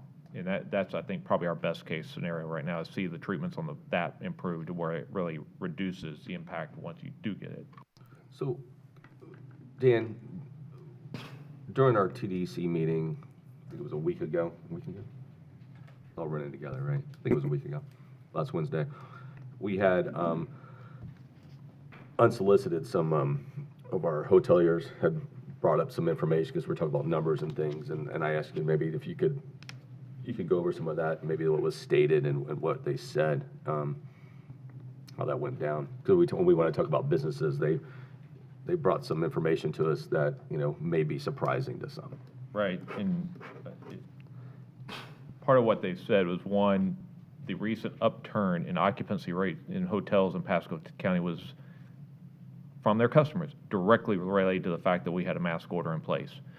Because the customers want to go someplace that is paying attention and maintaining safety. And so customers, again, what the hoteliers told us last week was that the customers were coming here because the other places they would have gone to don't have the order or ordinance, depending on the county, in place. And so they would prefer to come someplace that is safe. So that's why you saw the occupancy rates up last week. The other thing is Adam did a little research, and there was 2 or 3 different surveys out there to survey actual travelers and what they're doing. And anywhere from 60 to 90% of the travelers said it's very important or very important that the place they go has some kind of ordinance or order in place to protect the public. And so the travelers are looking at that. And so one of the things we've seen on the occupancy rate is it tick up. And frankly, we're actually, I think last week matched last year finally in occupancy rates. A lot of that the hoteliers are telling us is because the travelers are saying it's important to them that we have this in place. And that's why they're choosing Pasco. Yeah, and when I sat there, I thought it was interesting because I came from two hoteliers, and one of them was a very large one that we all are aware of in this area, if not the largest property in the county. I'll send these out just so you guys know too. I did receive letters from Dr. Rosequist from Advent Health, the medical director, chief medical officer for Advent Health, and then Dr. Anand, he's the chief medical officer for Baycare, and they just basically sent letters to us applauding the county's efforts, almost begging us not to go backwards now, to continue with what we're doing now. I'll forward it to everybody, that way you guys can have a copy of the emails and letters from both of them, but asking us to stay on course for now. That's what they're saying. Mr. Chairman? Yes, sir, go ahead. Just a couple of things, and Bless you. Mike, I'm not going to apologize, but I appreciate your trying to take a look as much as what I was sending you over time. I've sent him probably 50 different things, from web stuff to just go look at. And I know you didn't get a chance to look at all of it, but I'll tell you that one of the things that bothers me the most about how we're treating this is, for 65 years, you could say that the drug hydroxychloroquine was safe, and now they're not letting you get it. I even went to our own clinic to try to get it last month. They wouldn't even let me get it from them. I talked to other doctors that being worried about being banned or reprimanded from the pharmaceutical industry about being able to put that out. Just tell me professionally, how can you have a drug that's safe for 65 years, treating malaria all over this world, and all of a sudden in January, miraculously, they take it and they put it on the non-label list? How does it make you feel, especially when you just said, we think we're treating it better, and I think we are? Right. Well, first, I'm not a doctor, so I'm not going to speak from a medical standpoint. Mm-hmm. Yeah, they're getting me a drink of water. Yeah. You got me all choked up, Jack. But I think my layperson opinion is some of the politics have gotten involved in this, and really, thank you. That was good service. Yeah, thank you. That quick. But the truth is, everything from when vaccine comes out, whether people are willing to get the vaccine or not, to the medication you're talking about, we try to stick to, okay, because we've had our first meeting with the county manager about distributing vaccine when it comes, and starting that planning process. And I think that the medication side of it, I wish I had a better answer for you, Jack, but I think that some of this just gets in the swirl of social media and politics. Unfortunately, it falls on party lines sometimes, and no good answer to it. Okay. Another question. As far as when someone's walking outside, because you never want to have anybody hurting themselves. And part of this whole thing, I worry about people using a mask over 25 times. I'm one of them. And you kind of wonder, all right, what's the real protection? If there are harms that can from this, and from what I'm hearing, there are some different harms. Just for an open thing for people to understand, if you're walking outside alone, do you need a mask on? No. Okay. If you're in your car, driving your car, do you need a mask on? No. Okay. I mean, just that's the type of thing you see. If I was somebody else, then If you yes, were somebody else, yeah. it'd be a different story, but if you're driving alone. Yeah, yeah. Okay, I mean, I want to say, I think everybody's really focused on this. I mean, whether you see the mask or not. I know my dad, they're up north right now, they're on the way coming back down, but him and his girlfriend, they don't go out to dinner. They used to go out to dinner all the time. They don't go out to dinner now. It's always at home. My mother, we missed going out on her birthday, my birthday, Father's Day, Mother's Day, and I saw my sister took her out to get her hair done the other day, and I says, okay, now we can go to lunch. So we went to lunch. And I'm looking forward to that. I mean, just so many of these seniors just don't get to see people, and now, on the right situation, they can go do it. Hand sanitizer, are you a big fan? Yes. Okay. So as much as we can get that product out, the better off it'll be? And use it often. I just used it before I got up here, but and I carry it around. I know it looks a little dorky to carry it around, but we've got ones with carabiners. You can put it on your wallet, your purse, or something to just be able to have it handy. As our legal attorney here has one too. It's just one of those things that, and we've got some, if people need it, we're trying to make it, if it's handy and readily available, people will use it.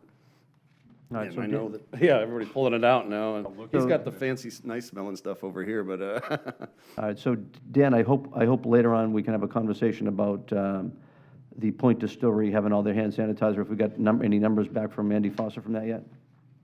I haven't heard anything. They need All right. just to work out between Andy and them. I mean, All right. we're buying from a lot of different distributors or manufacturers, and so we're trying to make sure we have a sustainable supply of PPE across the board in our storage facilities. So I may bring it back this afternoon, but I will tell you, the Point Distillery, when we had all this going on, we tried to get like different breweries to go make hand sanitizer, et cetera. They went, and I think they said like 20,000 cases of this stuff sitting in their warehouse, which they can't move at this point in time. So I have Andy Foster taking a look at it. I CC Dan on it. He's going to go try to take a look, and if it works into the thing, it may be something that we can talk about how we're going to get it out there for more and more folks. So with that discussion, I think you're going to find at least 50%, maybe 60% of the people are going to wear masks no matter what we do at this point in time, all the way through. I don't think we should be pushing the other 40% to make them do it if they don't want to do it, and that's my thoughts.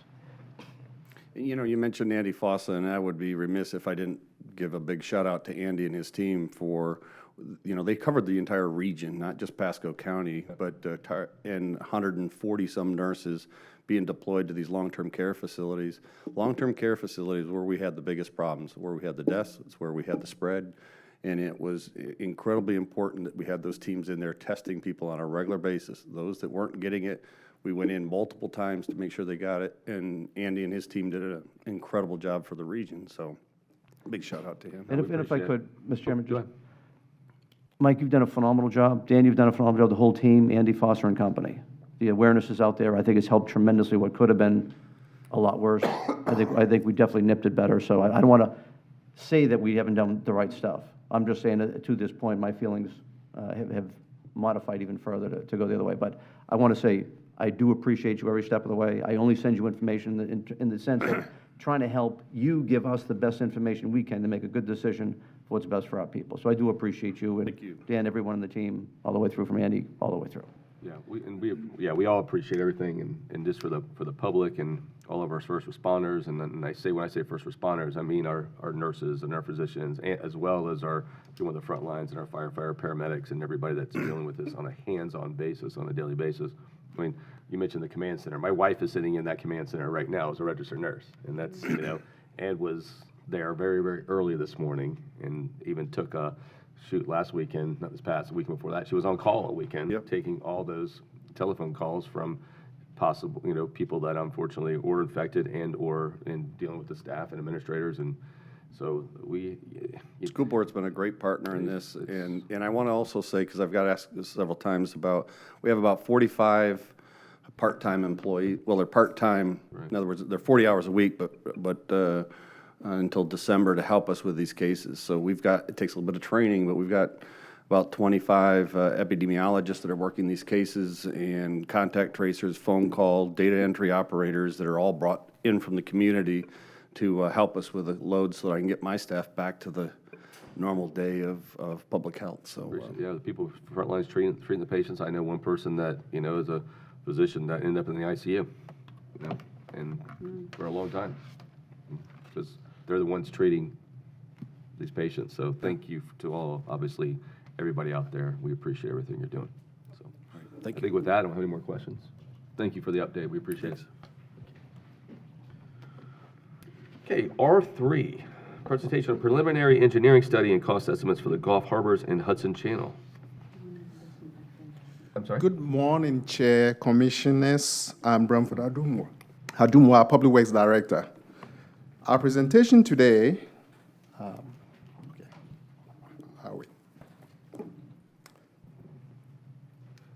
going to take a 2-second break myself. Okay, good. Next slide. Thank you.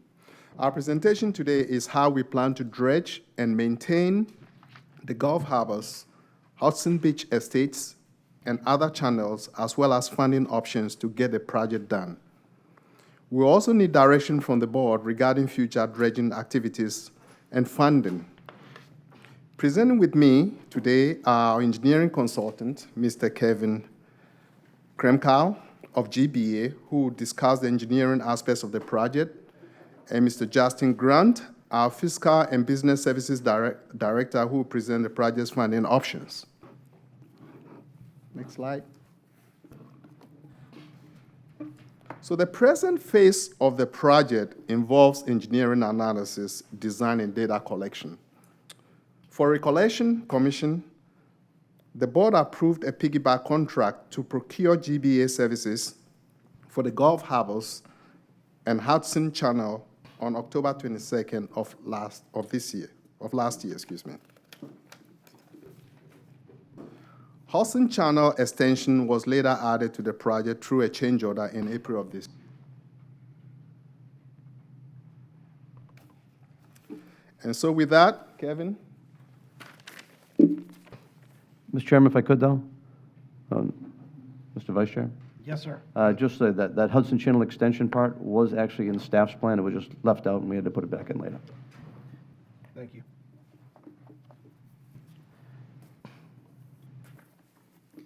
All right, good morning. My name is Kevin Kremkow with Gahagan and Bryan Associates in Tampa. This slide presents the 3 primary areas that we studied under this investigation. In Gulf Harbors, that included the north and south main channels, as well as sections of the Woodlands and Sea Forest Channel, sections of the Cross Bayou Channel, and a small canal near Jobeth Drive. Within Hudson, we looked at the main entrance channel, as well as the Sponge Crawl Creek and Harbor Drive channels. We also, within the Pleasure Isles to Leisure Beach section, we looked at the Hudson Channel extension, which would extend from Hudson south to the Signal Cove main channel. And that's actually a separate new work dredging project that we looked at, as well as maintenance dredging on the Signal Cove main channel and 3 specific areas of shoaling within the Signal Cove South and Leisure Beach neighborhoods. Next slide, please.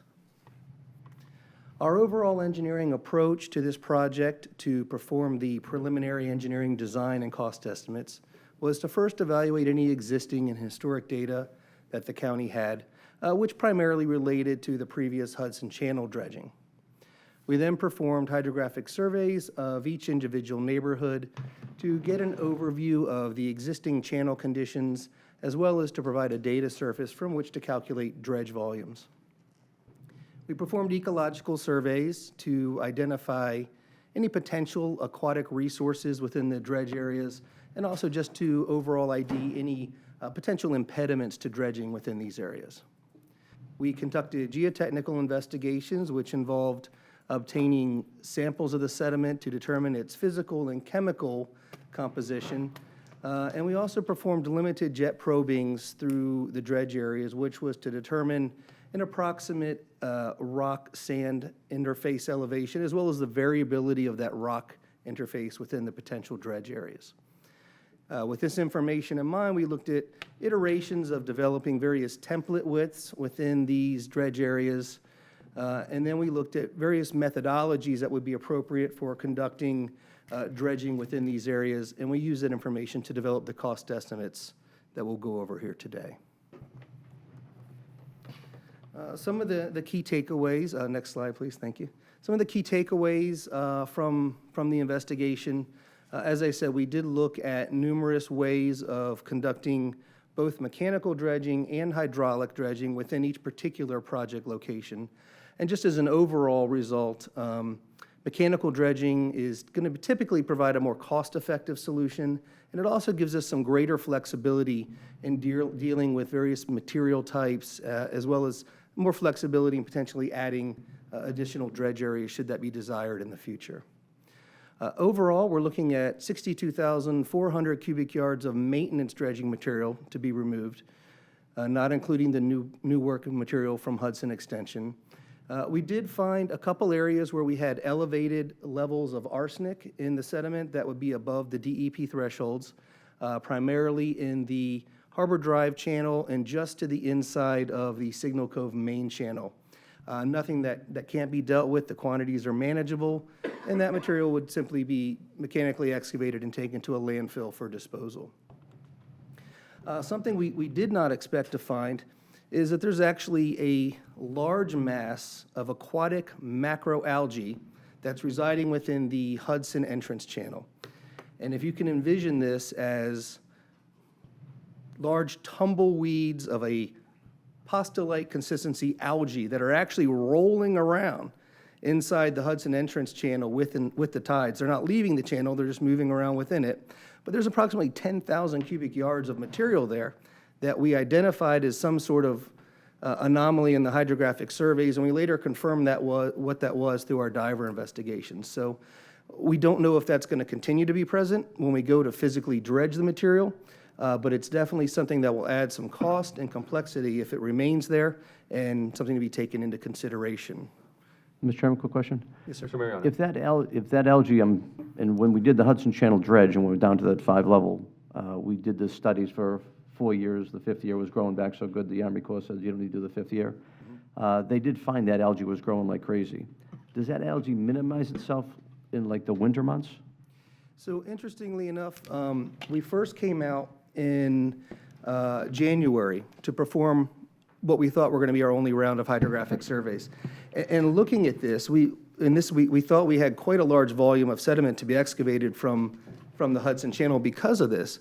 Looking at the signatures we saw from, it's an acoustic survey, so we get to determine some level of character of the material from that information. And it didn't make much sense to us. We thought we may have had some sort of large kelp-like vegetation growing because it came up and it made what looked like a large hump in the middle of the Hudson entrance channel. Looking at it, we realized that it could not be very hard because of the way we were looking at the acoustics. So we had to wait until we could get the divers out later. And we actually went through tweaking our sonar a little bit. We came back, we did another survey to see what this was at no additional cost to the county, just as an investigative procedure. And we realized it had to be vegetation, and we did confirm that it was this macroalgae and not a seagrass when the divers got out there. Beyond that, looking at... Can I ask you a question? Yes, sir. Sorry. So with that, quote, macroalgae, I can only assume that could do harm to that water in that area too. It's really not, I would assume there might be some man-made consequences to why that's there? Well, possibly? From what our biologist told us, it essentially has become trapped because the Hudson Channel was essentially cut out of limestone, so it's trapped within the channel itself. Mm-hmm. And potentially short of a large storm or some other event where there's enough energy to move it out of that hole. Right. It's not going anywhere. Right now, it's just moving around. Yeah. But we did look in January, and it was much denser in January than what we were able to see when we came back in July. Really?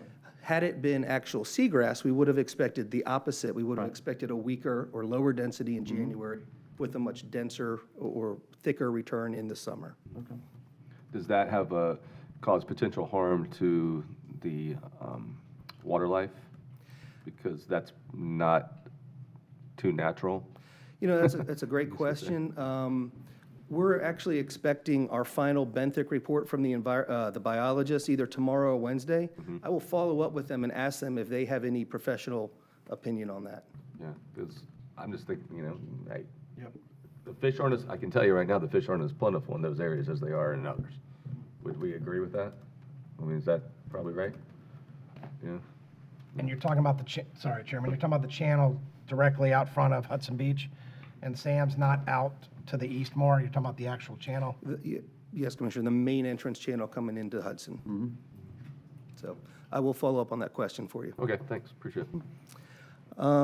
And then, so one of the goals going forward is we did identify quite a bit of seagrass within almost every area. There were a few areas that were devoid of it, particularly on the inside of Signal Cove and Joe Beth Drive. But we do have issues to deal with in most of the other areas.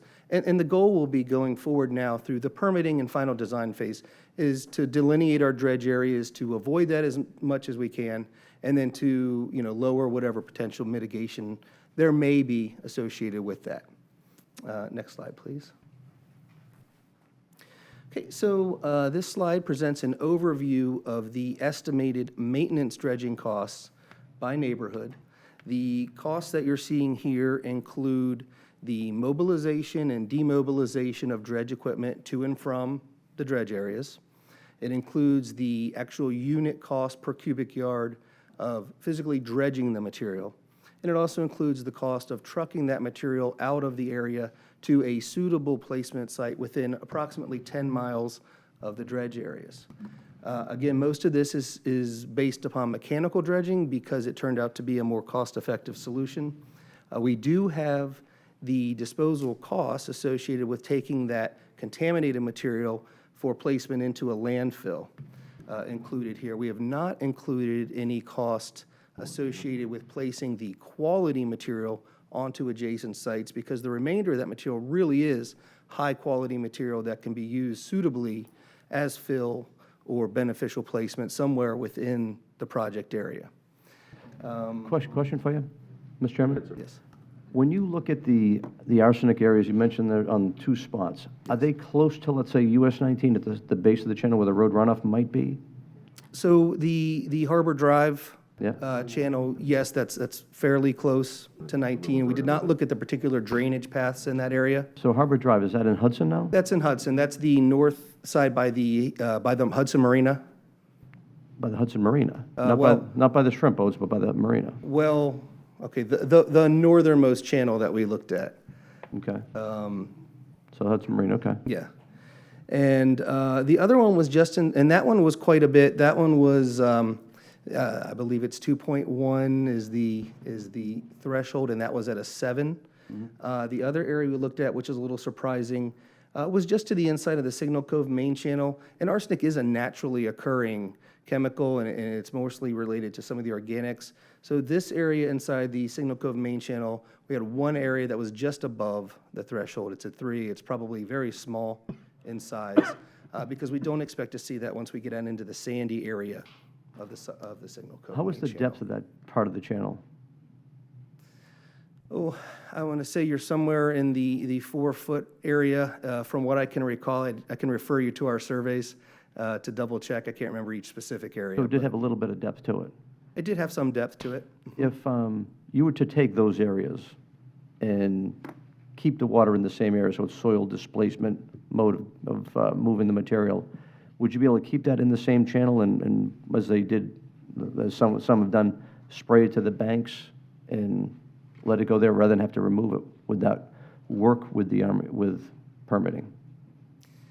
So anything that we would do that would, a technique you're referring to would be something if you have suitable material that can benefit a marsh. No. Or a wetland. No, I'm talking about taking the silt or whatever it is, the dredge materials that's in the middle part of the channel, and then hydraulically spraying it to the sides and let it accumulate on the bank, kind of filling in the bank. That would be considered open water disposal and would not generally be something that could be done in an area where we have water quality requirements like we do here. All right, so what I'm talking about, soil displacement. So you're talking about taking material from a channel? No, no, leaving it right in the same channel. Now you're just moving from one side to the other. Soil displacement, it's a different set of rules. Well, I think you'd have to look at that on a case-by-case basis. Well, it depends if you have enough depth. Like, we actually looked at doing that down in Port Richey. Yeah. But those channels are so silted in, you can't do it there. Right. At a Hudson Channel, someone had done it on the channel itself. It was probably about the same type of width. He sprayed it right to the side, filled it in, and it was like miraculous how he was able to get to like an 8 or 9 foot depth in the middle of the channel, fill up the seawall, and you never see the difference. Yeah. And all of a sudden, sea life comes back to life, et cetera. So it's soil displacement is different than taking and moving. I think you get better conditions if you keep it in the same mode, same area. If you have a channel, let's say, that had a very deep center, and you only had small amounts of material on the side, then yes, you could recontour that material. In a larger scale dredging project, they would call that drag barring, where you're pulling material from the high spots to put it into low spots to achieve a desired depth. I would say potential could exist for some of that, but it would have to be looked at on a specific case-by-case basis with the environmental restrictions in mind. Right, so with that soil displacement, if you did it, and like I said, that's why I asked you what the height was, because if you told me it was like only a 2 foot height, I said, well, probably not gonna work. If it's a little bit better than that, then maybe it would work, so. But it's something we can look at. We can talk about it later. Sure, certainly. And just to keep in mind here, everything we're looking at in a maintenance dredging scenario is we're looking at taking this to a -5 foot mean low water contour, which would be the maintainable depth that we would be allowed to do. So in addition to the unit costs and disposal costs within these numbers that you're looking at here, we have included future final engineering design, permitting, inspection, an overall project contingency, and an allowance for potential seagrass mitigation, which is something that we'll be looking through the permitting and final design process to narrow down as much as possible and really quantify to the greatest extent possible. Mr. Chairman, if I could? Yes, please.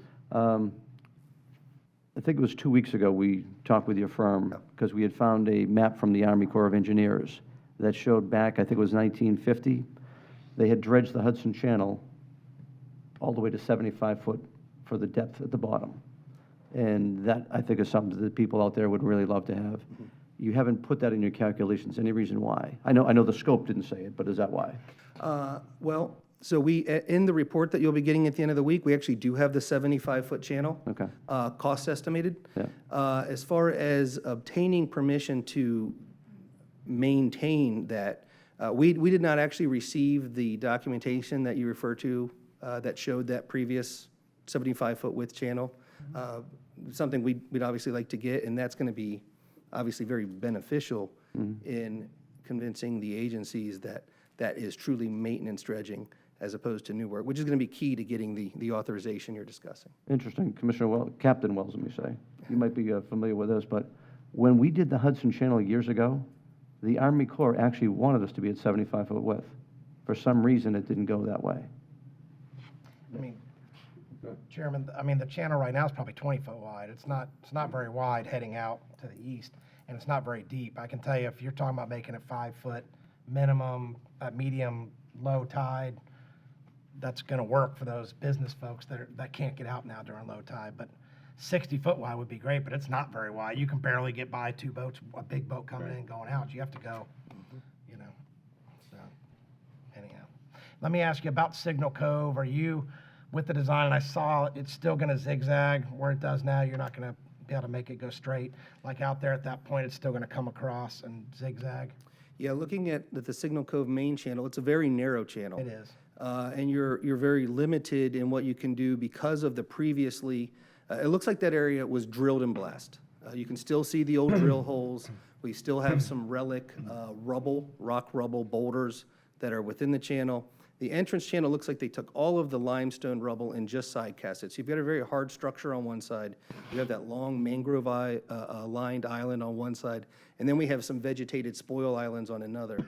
You know, we looked at if it was possible to easily expand that channel width, but it really isn't, and it's definitely not going to be a maintenance dredging project. We're really, between the channel toes, you've only got about 25, maybe 30 feet there.